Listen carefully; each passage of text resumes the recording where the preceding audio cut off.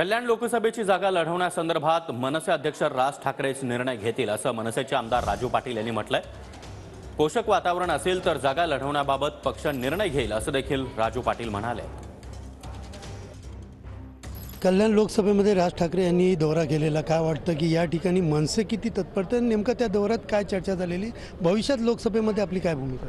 नाही, कल्याण लोकसभेचं बघाल तर 2014ला मी स्वतः उमेदवार होतो।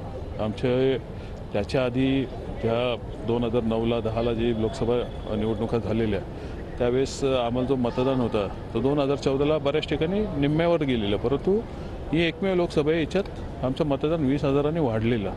त्यामुळे त्यावेळेस मोदी लाट होती, अनेक काही गोष्टी होत्या, नवीन नवीन एक चेहरा पुढे आलेला मोदी साहेबांचं, लोकांनी भरभरून मतदान त्यावेळेस केलं होतं। परंतु 10 वर्ष झाल्यावर एक अँटी इन्कम्बन्सी असते, थोडी लोकांची नाराजी असते।